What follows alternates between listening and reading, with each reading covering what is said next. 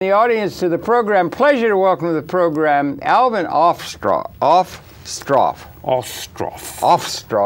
He's an artist, he's a writer, and he's also a bon vivant, and he is a man of great intellectual curiosity and artistic capability, done a lot of systems thinking in his time, admires that guy from a long time ago called Aristotle very highly, which begins to put him into a way of thinking that seems we could have a lot to talk about. He's a major good fellow, and Alvin, welcome so much to Conversation. Thank you. You look grand in your hat.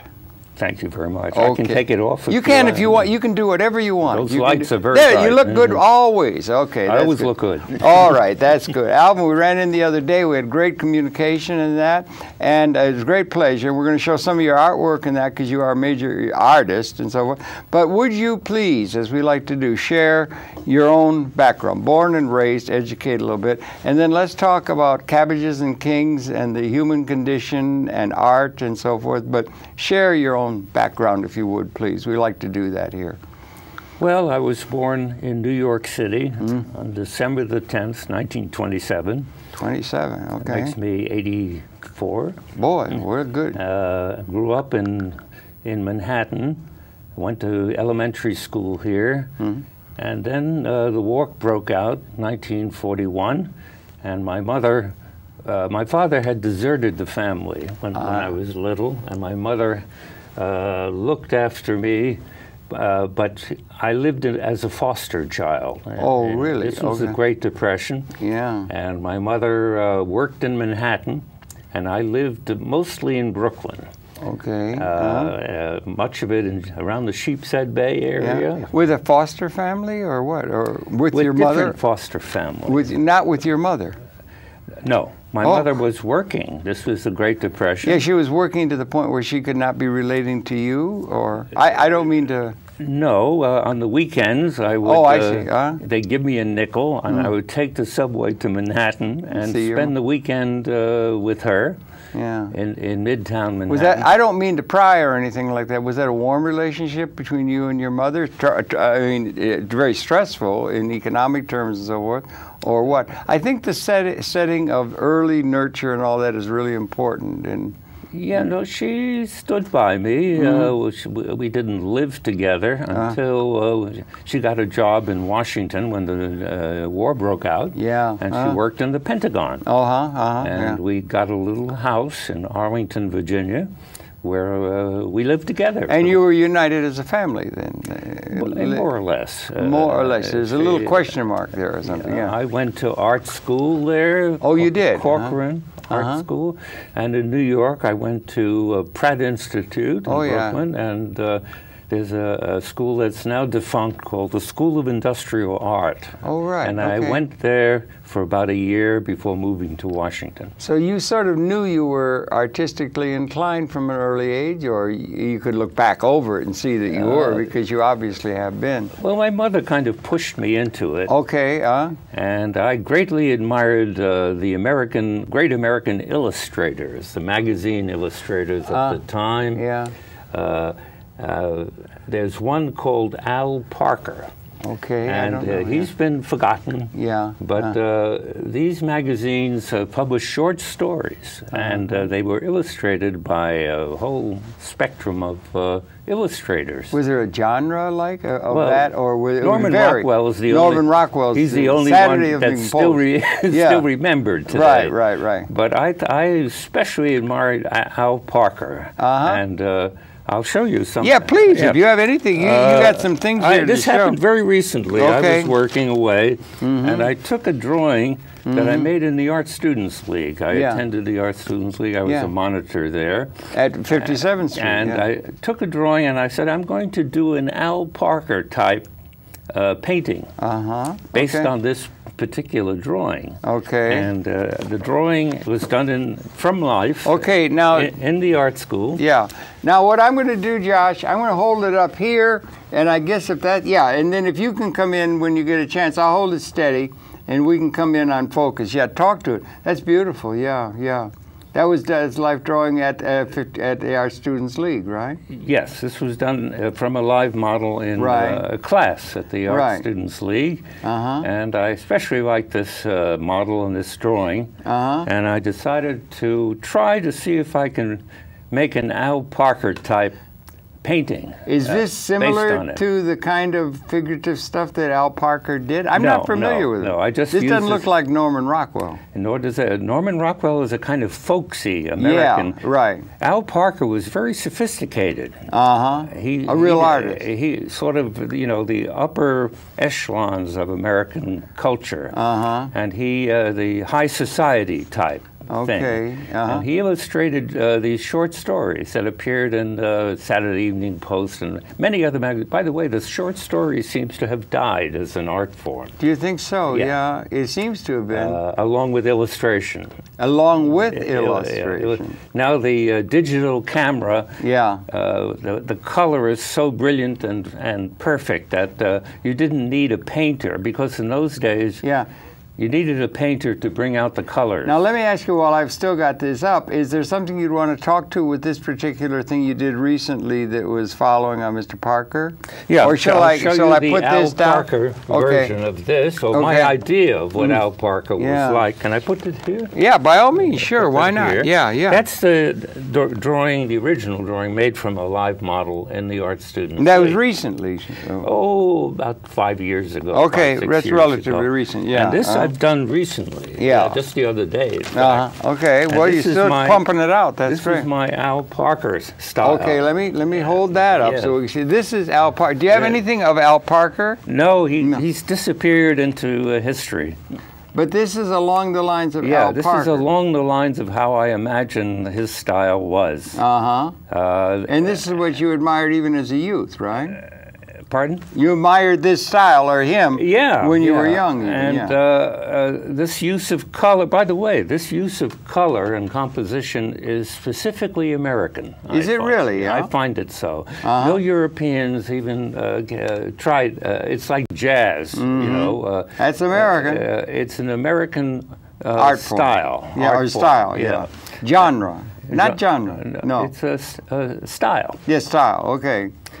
And Al Parker, I tried to, from memory, kind of recreate his... And you weren't able to save any of the Al Parker things from your youth? This is in the 40s and 50s. But surely if we go on the internet, there would be pictures and stuff from him if he was... You could probably find it somewhere, but he is so forgotten that... Well, I understand, right. That, a lot of the he great... belongs to that particular time. You know, there have been a number of art forms that I find have died in my lifetime. Okay, do you want to speak any more to this? That's beautiful, but do you want to speak more to this, or should I take it down now? All I want to say is this is very American. Okay. The style of painting, the color, the composition, you can even see it in automobile design.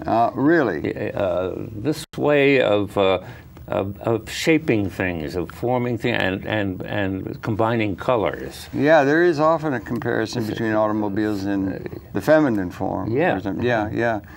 Okay, should we take this down now? Yeah. Okay, good. That's beautiful, Do you like it? Yes, I do.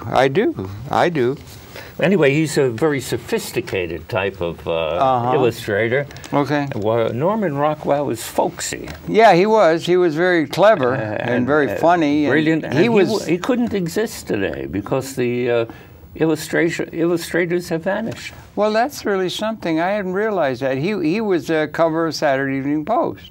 Yes, well, he did the all covers the time. and the illustrations. Yeah, all the time. He was a major figure and everything. But they still show his work today.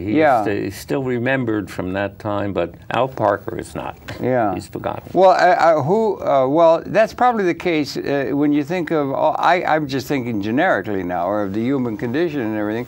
Probably in every field there's some painters that we remember. You know, there was this fellow Michelangelo, and there was this fellow Leonardo da Vinci, and then there were about 10,000 other people who've just gone and be disappearing into the mists of history because, you understand? I understand. And it probably applies to every field. We have stars or something. By the way, I think the art of painting itself has disappeared. The art of painting. It is no longer current. Wow. Andy Warhol killed it. You think so? The factory many years ago. And if you go to an art show today, you'll see very few paintings. I wonder, there's something called minimalist, and I went to a thing one time. They don't require any skill. You see, Al Parker, you had to really know how to, draw and stuff. Right. Today, you can take this cup and give it a title, or a can of tomato soup. That would be an art. Yeah. Or Marcel Duchamp invented this 100 years ago. And they think it's modern, but it's really a very old idea. Art. Some people have said the artists are the antenna of the race, that they sense things and are in touch with things ahead of, let's say, the general society. I think there's probably something to the Cubism presaged quantum mechanics, I think, in physics. So they say. I don't see it. You don't see that, no, right? No. You don't see that. I don't see that. Okay, yeah. Anyway, well, that's it. But that general theme that you have certain people who stand out, Einstein in physics, and and then paradigms are set, and they become down through the ages. They have like the ancient times, the people that are remembered more even than the political leaders that we pay so much attention to. I guess maybe they always have. Were the artists, and Ovid, and the people that emerge out of history. How many people? They did a thing not too long ago. The turn of the century, it was Time magazine. Turn of the millennium, right? They said who were the most. I'm not sure how many. 500 most influential human beings in the history of the planet. Okay, and they had it down number one, like the hit. Remember the hit parade? You're too young. Oh yes. Yeah, the hit parade, the hit song. Anyway, but the thing. And do you happen to know, or do you remember, or do you want to guess who was the number one most influential person that was for good and bad? No, it was just the most influential person, and it was a cross section of. I'm not sure, but it was also you had the idea. It's vague in my mind, kind of, but it was educated people, not just all. But anyway, so you're number one. You know who number one would have been? 500 years or 1,000 years, was it? Maybe it was 2,000 years. That in the history of the world, it was a big thing because it was the millennium. You know who number one was? No. Who was it? You want to know? Yeah. Are you anxious to know? Yeah. I watched a program, just to whet your appetite. I watched a program on television last night singing the praises of Watson, the machine. Did you happen to see it? It was a Nova thing, where Watson has this machine that is the smartest machine in the world. They're becoming smarter than we are. Ray Kurzweil says they're going to be beating us in intelligence axiomatically and exponentially, so, which is interesting. But the number one was Gutenberg. He was voted the number one most influential person because he invented the printing press. Yes, one could say that, yes. I mean, that would have included Jesus and Buddha. I don't know if it went back. Aristotle, your man. You like Aristotle. Well, actually, but the point being is, we remember a handful of people out of all the people that have ever existed, much less the ecology. Well, to me, the most important, I wouldn't call it an invention, but an application is the use of electricity. Electricity. That has transformed the world more than anything that I can imagine. The thunders of James Joyce. Thomas Edison, for example. Ben Franklin, who investigated the early electricity was known by the ancient Greeks. Is that true? The very word electron comes from is a Greek. Is it really? Is that really true? They knew about magnetism and things like that, and had words for it. Yeah, imagine a world without electricity. But electricity, to me, is the most important, the application of electricity, the most important thing that has happened to human beings. It is like the discovery of fire, use of that's fire. That's another biggie, use of fire and the use of electricity. And now we have entered a new phase, the electronic phase, where you use the electrons in electricity individually. And one of the neglected ideas is that one of the great inventions of man is the switch, the on-off switch. And what these electrons do is turn switches on and off. Just like a binary thing with trillions and trillions of them, and, and they create pictures and so on, and signals of all kinds. It's also the binary code for all things cyber. On 1 0 1 0 1 0 1 0. It's all that. And this idea came from Aristotle. I did. Okay, I knew we were going to get to Mr. Aristotle because you seem to admire the man. He was You're describing an activity called logic, which he called logos, which comes from word. It does? Okay. You know, a dialogue is with words. Right. And he described his two-valued logic, which is like a switch, an on-off switch, true and false. And his second law, by the way, Aristotelian logic is still used today. Okay, it is. In the sciences, in the courtroom, wherever logical thinking is in mathematics. Let me ask you, what is opposed to Aristotelian logic? What other kind of logic is there? There is no other kind. Oh, well, then it stands in a class by itself. They thought for a time that they could come up with a non-Aristotelian logic. Yeah. But the problem with that is that you needed Aristotelian logic to evaluate it. It was either true or false. It was either true or false. And they claim that the Aristotelian logic is too simplistic. That reality is too complicated. Who's the they you're talking about? Society, intellectual? There was a guy named Gurdjieff. And Ouspensky. And there was a few, Ouspensky. Ouspensky. He was a mathematician. Yes, and they claimed that, Aristotelian logic, which was true-false, is insufficient to describe the complexity of reality. But then if you wanted to evaluate... Is that the base of dialectics?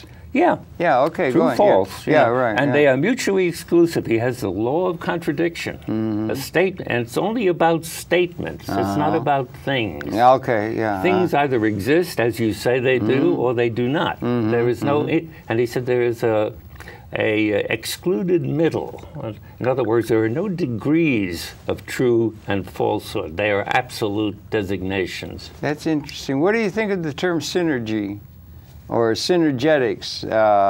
I just throw it in, maybe. You just that's the behavior systems unpredicted by the sum of the parts. There's something more than the sum of the parts of a system. Well, Aristotelian is there any room for that in terms of the logos? It applies to any statement that you make. It's got an absolutist quality to it in everything, I'm just wondering. No, I was going to say that. Yes, sir, I'm sorry. The reason that the non-Aristotelians opposed Aristotelian logic is they said it was too simplistic, that reality is far too complicated to use such a simplistic system. But the Aristotelian logic allows an infinite number of questions to be asked about any matter that refers to actuality. And the statement that you make either corresponds or does not.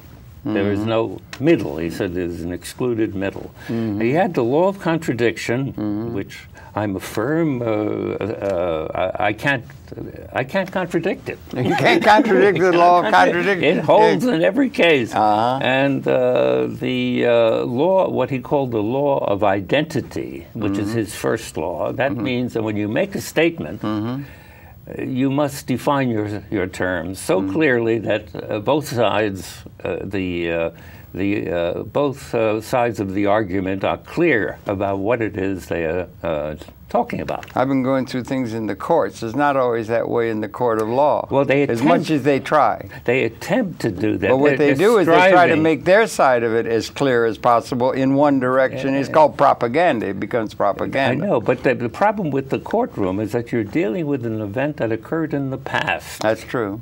that you cannot recreate. You can only pick up clues and vestiges of the past event, the witnesses who have made the physical evidence. Isn't that true of propaganda, political propaganda? It comes to mind Mr. Goebbels and the big lie and what political leaders will do with that. And how does all that fit into Mr. Aristotle's view of things? Cicero came up with a number of things like non sequitur, argumentum in redundo, that is a circular argument, and there's one called ignoratio elenchi, which is used by propagandists. That means the omission of the refutation.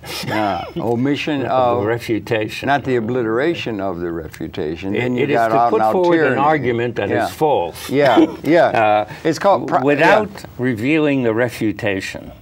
So either omitting it deliberately or not knowing it. Or not knowing it. Or not assuming it. We get into a modern world of public relations and advertising and so forth, and how they can... suggestion. They use suggestion. Because language not only has a descriptive power, it also has a suggestive power. So that Coca-Cola can put up just the words, Coca-Cola, and they notice that their sales will go up. Did you ever get in touch with Vance Packard? Or Vance Packard. The hidden persuaders. Among others, the hidden persuaders. And it was very alarming to me how much he looked at that. We did a program with him a little while ago. I re-aired it again. But he just said, it was very alarming how the ad agencies will know, and they come down and have big meetings and meetings. Will the box be red or blue? And they got all kinds of things about, and how close they can come, gauging the American or maybe the world society in, if it's red, you're going to go up 1/10 of 1%. If it's blue, you're going to go up 2/10 of 1%. And they come out. They can judge so carefully their ad campaigns, and then that slops over. Slop's a bad word, maybe, but blends over into the political process where we're voting for people to have authority within a society, and essentially it's very much like an ad campaign. In the ad campaign, you're trying to sell Wheaties rather than cornflakes, and they're arguing back and forth. And where does Aristotle fit into all that propagandistic mind manipulation and emotional manipulation of the human psyche and society in terms of the current situation that we live in? I don't think he even went into that. He didn't, side of things. It wasn't relative to the time? He just presented his laws of logic, and they hold today, and they are absolute laws. How do we account for 5th century Periclean Greece? It came out of, it was sort of a, it was such a unique thing, wasn't it? Or was it? It was a unique moment. No other culture thought about anything, basically. They had answers. That you live forever. If you build a big enough tomb, you'll have a good journey into the next life and things like that. And if you say enough prayers to this statue, things will work out good for you. The Greeks had this too, by the way. It was part of their culture. Aristotle taught Alexander, I think, did he not? He was Alexander, and no, he stayed in Greece. But he was teaching. He taught Alexander the Great. That's what I meant. Macedonia. Macedonia. Philip and Alexander. That was part of Greece. And that period of time, Periclean Greece, in a certain sense, was just some sort of a real thing in terms of Western civilization, world civilization. Things were going on in other parts of the world. They had civilizations going back to in Mesopotamia, in China, 5,000 years, way back and so forth. But there's nothing like Aristotle. Nothing you like that. You seem to be very much in admiration of the man. Well, he's unusual. To put it, Anybody else that even comes close to him in terms of your admiration? We started off talking about, who the most important people are. Oh, yes. Many Greek philosophers came. Archimedes, for example, was basically the first scientist, the first modern scientist that we know about. No, there was also Eratosthenes, who was another. He measured the circumference of the Earth. Yeah, very close, in fact. It was close. The idea of observing the world rather than imposing your fantasies upon the world. You allow the world to answer your questions. Okay, yeah.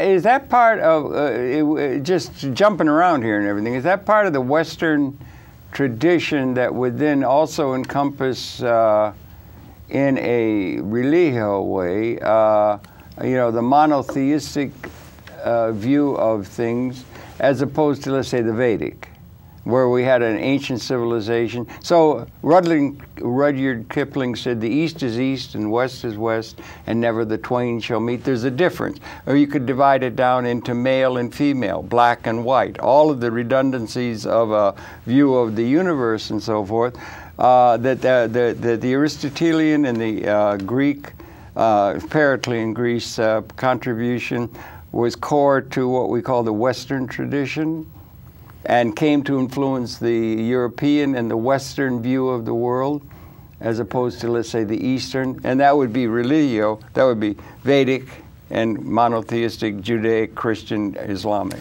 Well, I say that these ancient Greeks discovered systematic thinking. Okay. The Vedics and all that stuff, Yeah. it's mysticism. It's right. not really thinking, where a holy man or something has a vision, or he claims to communicate it with the God and writes it down, because God's, although they created everything, they can't speak to us directly. Right.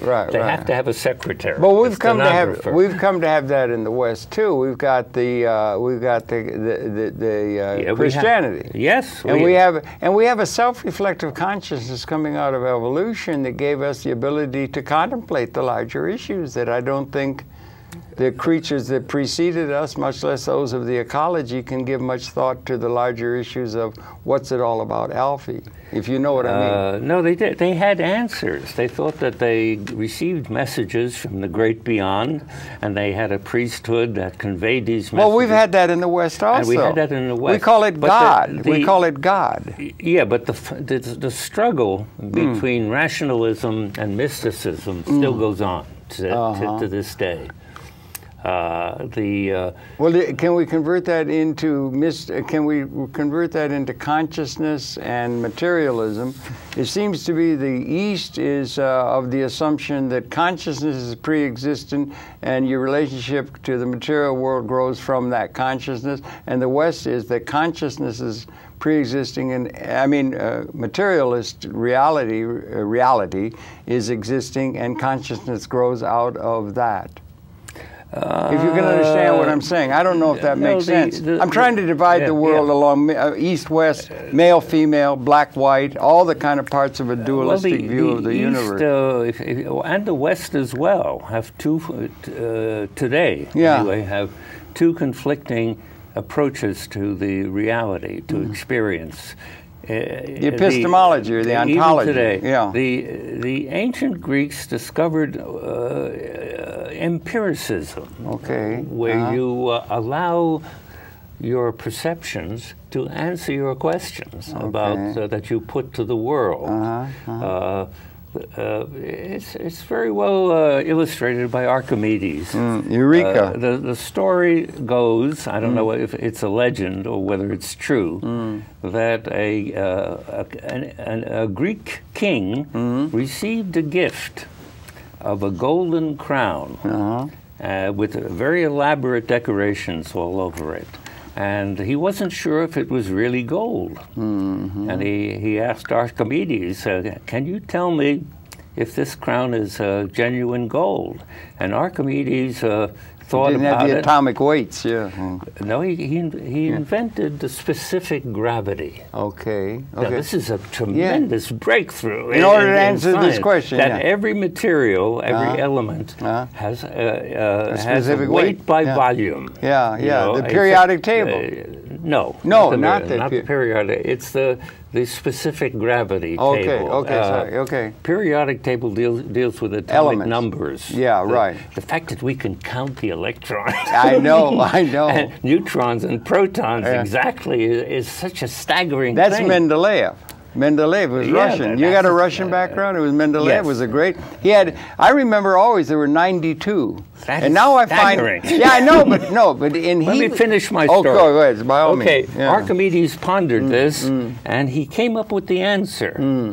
He sat in his bath. You know, you got the Eureka! stir, Yeah. and he shouted "Eureka!" Yeah. He said that a body will displace its own volume in water. Eureka! So that what is he did Eureka, was isn't it? He took the gold crown, immersed it in water, and it overflowed into another vessel, a container. And then he measured it. Then he took some real gold. Yeah. And then he of the same weight as the crown. He weighed the crown, and he took the same weight. How did he weigh the crown, on a scale? Or? Yeah, on a balance. Okay, a balance scale. Okay, yeah. I'm sorry. He put the crown over here, and then he put real gold on the other side. And what happened? What happened? Until they were there was an equilibrium. Yeah. And he knew by what he did was he placed the crown in water, and he had a volume of water, right, which he could measure. Could measure, right? Yeah. So he knew that by volume, gold always has the same weight. This is called specific gravity. Yeah. And he discovered this. He discovered that through that process, pragmatic process. Right? Yes. Of that, and he discovered that was one of the great bases of scientific. He informed the king that the crown was of genuine gold, even though it had lots of decorations and intricate. But he could weigh it.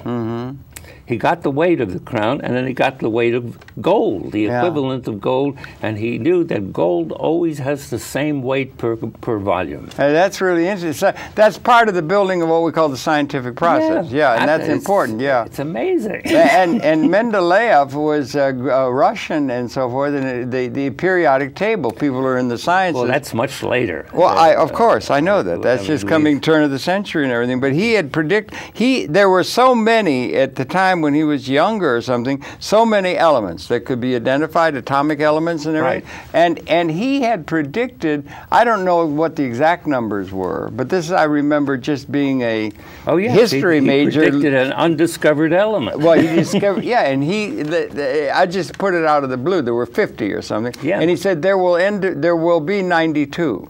And he said 92, and he had certain things where it was going to fit according to some sort of thing. And sure enough, boom, boom, boom, they all came. But now I was chagrined the other day, Alvin. I go, so I've got in my head 92, right? You got that? That's an absolute thing. And there's now 120. Where the hell did they come from when he had, do you understand what I'm saying? Yeah. So things, do you understand? Astronomers found planets that way. They saw deviations in the orbit of a planet. Well, that's what Galileo was about.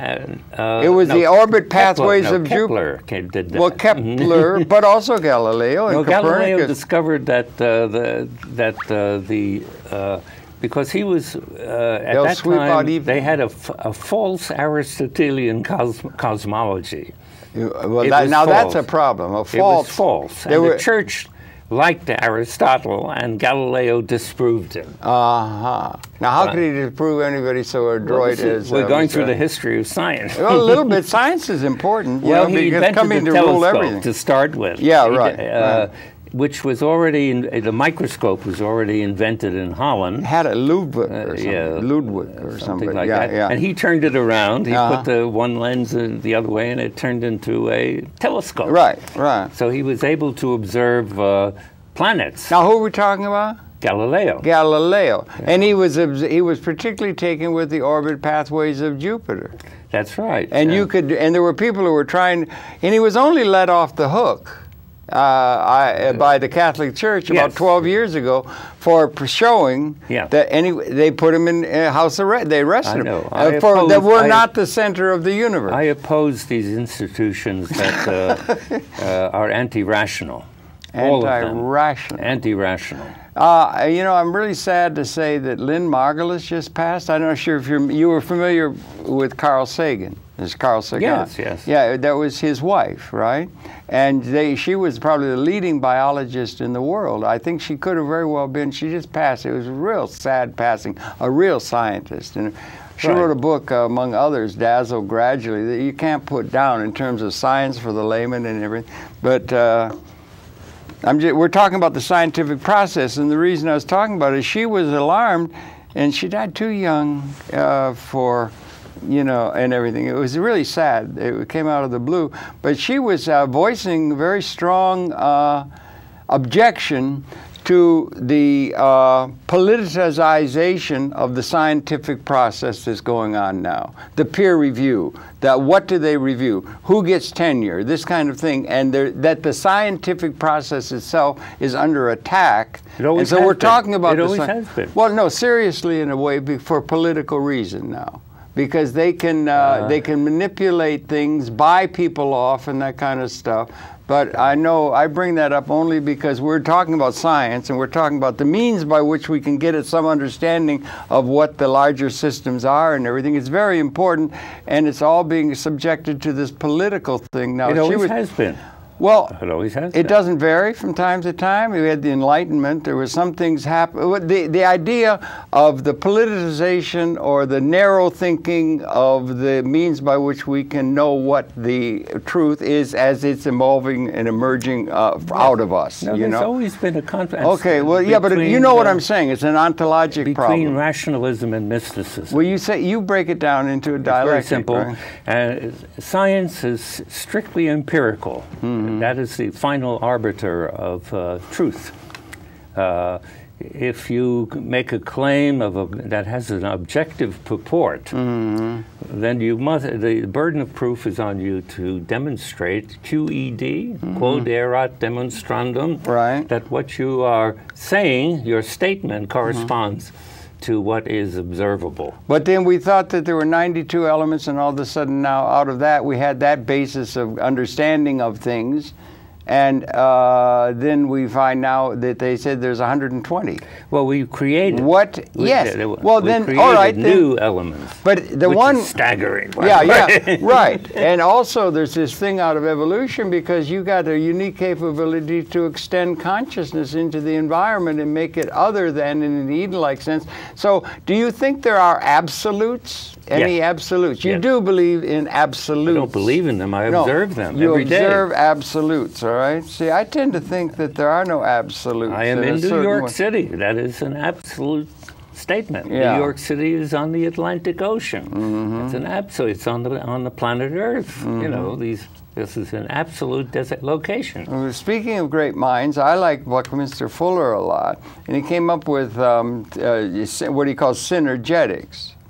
He used to talk to a group, this is more modern, so this is coming into the 1950s or 40s or 50s, and he had... you interviewed him, didn't you? I did in 1974 when I had hair and some youthful thought, and so we got along fine. He was, in my humble opinion, I think he's the best mind in the history of mankind. Wow. In terms of purport, in terms of the evolutionary process. I don't know anybody that had it more together, as they say, and everything. But he came up with the term, and he come up with the term synergetics. Yeah. And he would talk to an audience of 10,000 or 1,000, 5,000. Finally, when he got to be recognized, he was a long time just working everything out and everything. But he would come to an audience of educated or people, and he'd say, how many people have heard of energy? Everybody hand would go up. And how many of you have heard of synergy? No hand would go up. Nobody knew about it. Now it's on the every ad agency's lips because it's the behavior of systems unpredicted by the sum of the parts. So you got a dialectic, you got a boom, and then there's something more than the sum of the parts, so resonatingly something more than the sum of the parts, which doesn't nest very nicely with this idea of absolute. So, well, and evolution is that way. I mean, well, how do you predict mankind from the standpoint of evolutionary process in universe on this planet? For at the time of Lucy, 4.7 billion million years ago, when there was no, it was in the future. Or if you could go back to evolution itself, getting started, 3.8, was it 3.7, 3.8 billion years ago, they began the process of which there was no such thing as ribonucleic acid or anything that made possible organic evolution. There's no way to predict that out of the context in which you are. So then you come in, and then the evolutionary process, so then you got invariable, all kinds of new things developing and everything like that.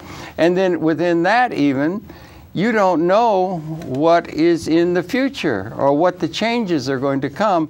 So to have an absolutist thing fits nicely into, if you just say God says that, that's what people have done. They said the great polar bear set up the rules for the universe, or God, or Jesus, or something. They set up these kind of religious things that are absolute. It's absolute. Yeah, that's mysticism. Well, that's mysticism, but it's also absolutism as opposed to synergetic, and a thing that's evolving and changing qualitatively. You know, the paradigm this is based shifts. on there are two major fallacies. In what I just said, or what? In what you're saying. Okay, trying to say. One is the one is, I call it the anthropic fallacy, which ascribes to mankind the preeminent place in the cosmos, and this is false. How do you know it's false? Because man did not arrive until very late in the history of the cosmos. Well, no, you'd have to have a criteria term in order to say false or negative. You'd have to have some criteria in terms of what? A cheetah, can, if you have it, a cheetah can run faster than a man, so if the criteria is how fast, how swift, then a cheetah is. But if you're talking about taking the measure of things consciously and the evolution of consciousness. But man is not a preeminent entity in the cosmos. Well, the only thing that might... There are stars, there are supernovae out there, tremendous amounts of energy that have pre-existed and will continue to exist after well, now man you're changing. disappears. Okay, then by what criteria do you say? Then you could ask the question, what's it all about? Or the second law of thermodynamics? What it's all about is that these forces that be, the powers that be, have certain valences which we have not quite yet understood. Okay. And in the inorganic world, the mineral world, we understand them well. You know, Mendeleev's periodic table. That 92, which became 122 by all. That was shock. Hydrogen will bond with these elements, but not with those. And understanding and things growing just exponentially, new things, explosions going off in terms of our understanding. They have natural properties. Properties. Yeah. And they exist. I mean, gold does not rust. It does not oxidize. It has no valence, whereas oxygen will bond with water, I mean with hydrogen and many other elements. We call that fire, you know, oxidization. And oxygen happens to be essential to our existence. Because of its valences, it produces organic matter, which it too has valences. It will, you know, cheetahs will bond to other cheetahs, and not to orangutans. You know, they're not able. They're not able to. They have natural valences. And everything that we can observe is determined by causation.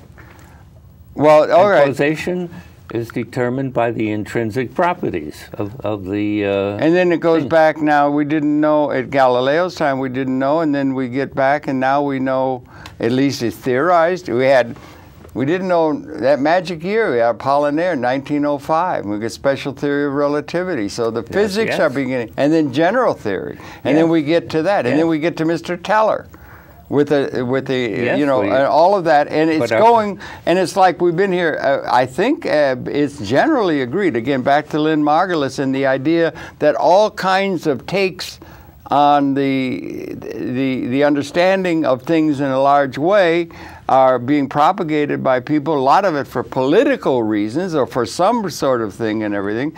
But it looks like we've been here up the hominoid line about as a species.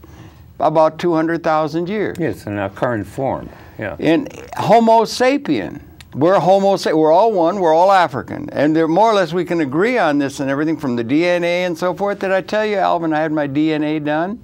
No. And I had it traced back, good guy, down at, Wells. No, it wasn't, he's pretty good, But no, Wells, his name, he's down at National Geographic. They're doing a thing where they can trace the Y chromosome. And it traced on the Y chromosome with a marker, they call it. It's got scientific understanding to an individual who existed, to me as an individual who exists, 60,000 years ago. Mm-hmm. Sure. And you can it's go got back, scientific, rather than saying the great bear of creation put us here, or Turtle Island, and all these kind of things people have, but it's got a scientific thing, and that person was in Ethiopia. They can trace where that person was. Oh, sure. Now they're getting more and more able to understand things, right? Yes, now, do you think we're coming to the end of the human experience? How do we deal with the idea of change, qualitative, not quantitative transformations in evolution? There was no Homo sapien when we had Homo habilis. There was punctuated equilibrium. Absolutely. Eldridge, Gould, they understand how the change, a qualitative change emerges at a speciation level. We're coming to understand that better, and how can we relate that to the contemporary human condition? Are we coming to the end of the Homo sapien experience? Is it enough, or can we just see it still in political terms, where one party is going to do this and that, the same old political process? Or where do we stand in terms of evolution in this universe, in terms at a species level? Are we at a level of speciation? Are we coming to the end of the birth canal of our existence? Or what is the reality that we can kind of encompass in a comprehensive context with knowledge? Because the knowledge is coming now exponential. Mm-hmm. What do you think? Where do we stand? Are you optimistic for the human prospect or not? Or pessimistic? It's up in the air, whether we destroy ourselves as a species or continue and turn into something different. Did you understand what you just said? Do you ever hear anybody saying that? Do you ever hear anybody saying that anywhere? What you just said, it's up in the air. Either we destroy ourselves or we become something other than what we have been. And Aristotelian terms, and in terms of absolutes that we know, that's what I'm trying to get at. This is not your normal time, I submit. We may be able to control our evolution in the future. The way we breed animals, that certain animals have, for instance, some snakes are venomous and others are not. That's true. And I think the last time I saw you, I talked about the spider monkey that lives in South America. Yeah. It's the only monkey that has a prehensile tail. Yes, right. That's now, really something, yeah. All the other monkeys, they use their tails to balance while they leap from one branch to another. Mm-hmm. But the spider monkey can hang by its tail. Right. So it has like... And they exist in South America, not in Africa. Anywhere else. Isn't that something? How do we account for that? In other words, they have like 5 limbs. Yes, right. Their tail was mutated into a 5th limb. Yeah, amazing kind of thing. And we've sort of been doing this with our mind. Now, how does that... I think it's an analogy with the human mind. Who's the great taxonomist? Who does the taxonomy of the various creatures and the various species and everything. I forget. God, it doesn't come. Does he have a guy's name that goes with that? Yeah, I can't. It just slips my name. Anyway, does that mean that that's a new species? Or how do they divide that, subspecies, and they've got kingdoms and so forth, and they divide all of life forms into various classifications as taxonomy. Well, and is that prehensile-tailed monkey in South America a different species than the non-prehensile? No, it's the same species. They can breed. Is that but what it has another faculty? Just like when Aristotle. What happens if they breed? You get when Aristotle came along, he sort of invented a new outlook on the world, which never existed anywhere else that we know of. But there's no reason not to include Aristotle in all of human history. He's been of our species, and he was part of a thing of which is growing. And we have the unique capability of extending our consciousness into the environment and making it different then in an Eden-like sense is the way most all of the environment, the creatures of the environment encounter the environment itself. But there must and have now been the big division isn't between the animals and the creatures, it's the difference between mankind and all of the extended consciousness that is technology and tools, which is now what is the big differentiation that's taking place now. Yeah, it's a qualitative change. Qualitative, not quantitative. Yeah. We've been in 200,000 years of quantitative, that spider, gestating. That spider monkey couldn't have, its ancestors couldn't do that, what it does today. Its tail was not prehensile. At one point. At one point. Okay. And our minds are more prone to mysticism than it is to rationalism. Well, poor suffering humanity. Isn't it true, don't you think? Just think, because that understanding and the pattern recognizing and the artistic and the design and the understanding, it's coming exponential now. I know, we're moving every day. There's 10 revolutions come over the transit. Moving in a different direction. Like no, the speed. Yes, it's like the speed. Yeah. You know, it's been 200,000 years. We're wandering around, running away from cheetahs that ate us. We were prey. And, you know, and all that, gathering carrion to non-existent gods. Yeah, and then we'd have to invent. Save us. We'd have to invent gods and everything, or systems, and then we get some thought. You understand? But isn't it like the end of a pregnancy or something? It could be. It could or be. Can you see the metaphor? It could be another mutation. So why are they talking only about some tax cut, or some this or that, or the politics and everything like that? You've got a little movement going in a political vein now. The Occupy, they just gave some notice to the world. Something's out of sync. Something new has got to come. In this very time in which maybe it's arrogant to think you live in a time of qualitative transformation. Maybe all of humanity thought that in their own time, but they didn't. They were just in a gestating. But we were blessed or cursed to be born and be part of the moment of qualitative, punctuated equilibrium on evolutionary terms. It could be a critical time. Yes, in a new way. It could be. Well, why don't we ever hear it? What's happened in the educational process where these things are not to be spoken of? Well, that's a device, you know, the ostrich burying its, the metaphor of the ostrich burying its head in the sand, and it applies to human thinking as well. We try not to think about things that disturb us. Well, that's the mindset, if I may, that's the mindset, because you can compare, that's like steady state. That's a steady state mind. Yes, yes. And as opposed to, and you, yeah, you could, that's steady state. But the steady state is, but what you're trying to say is steady state, yeah, you're comfortable with what's there and what's there. But we're aware of a threat and don't wish to consider it or confront it. If you're in a steady state and that steady state's secure and there's nothing at all that's affecting it or nothing at all, why not? Why not just stay here and put up some curtains, make it nice? That's the ostrich. Or 650 million years ago in the evolutionary process, apparently all fauna, I'm not sure flora, but it was in the form of unicellular spongiform. Very simple thing that had evolved from the RNA. Yes. And so like a metaphor you can use is they would be going around. These things are floating around in the ooze or in everything. Yeah, but they'd be saying is this is cool. Let's put up some curtains. Let's make it nice here. Let's make it really nice.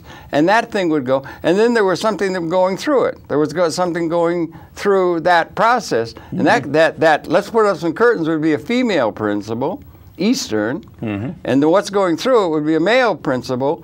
Let's get out of here. Let's go like this.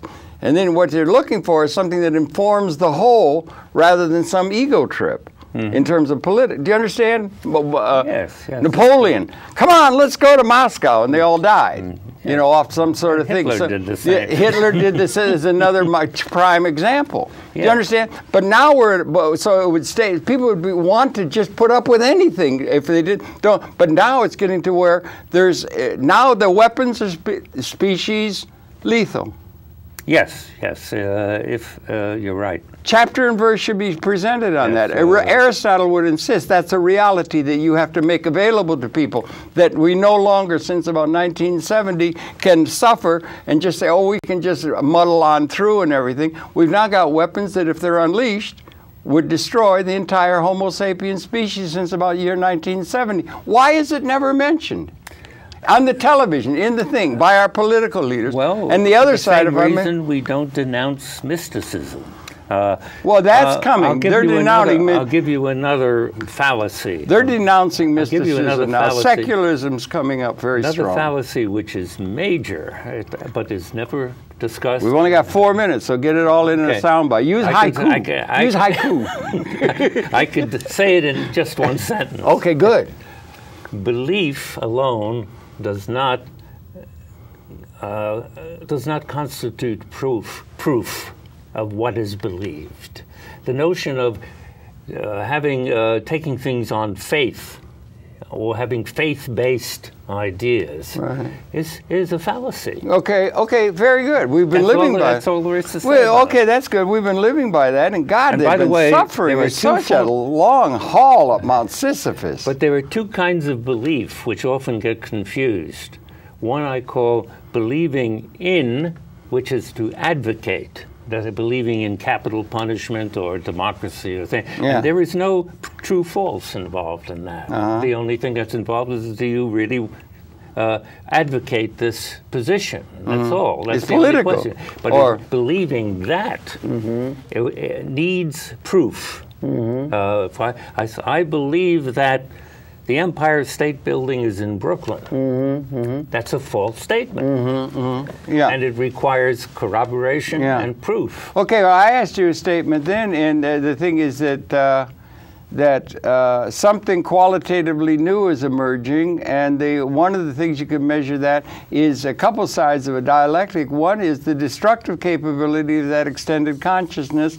The premise is that after even 62 with the Cuban Missile Crisis, we could wipe out civilization, and they almost did with their warring and their realpolitik and their conquering and all of that. And they almost did. They could have wiped out civilization largely for much of the whole world, and everything would. But after about 1970, it was no longer contained in that way. This could be verified. Aristotle would say, where are the proofs? Where are the models? Where are the things? It's this thing. And that the weapons, after 1970, the weapons exist. They're on silos. They're there. And there's weapon systems that have developed. We've extended our consciousness. We got all this capability. They exist. And that if they're unleashed, it would be the end of evolution of consciousness in the universe, the Homo sapiens species. Why is it never mentioned by anybody that is a fact, that they exist at a level of capability? And then on the other side, we've also transcended, or they're modeling, Mr. Fuller and others, we have transcended at an ontologic level material scarcity. There is enough. Quite. No, wait. No, there's modeling. You're modeling capability. You're not modeling the reality. You understand? No, with exploding populations and all kinds of political and now you're going religious into the unrest, we have not reached a point of no, don't confuse. No, you have to do it real quick. You don't. It has nothing to do with the reality as we look at the news and everything. Yeah. It has to do with the capability. Yes. We have not destroyed the world. Yes. That is it. But we have the capability. We have not realized we've been wandering in the wilderness because the two lines crossed the same time about 1970. It would be nice to bring that up in modeling so that we could get an operating manual for what's going on so that we could operate and move into a liberated order rather than annihilating.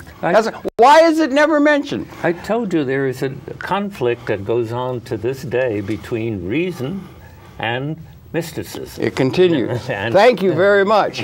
We just got started and everything. I am really frustrated. I think it ought to be brought up. I think the Occupy is a movement toward that, and God bless it very much. It's being carried on. Your pleasure to have had this perception. Oh, we're over. Yeah, we're over. They're running the wrong graphic, but we're over.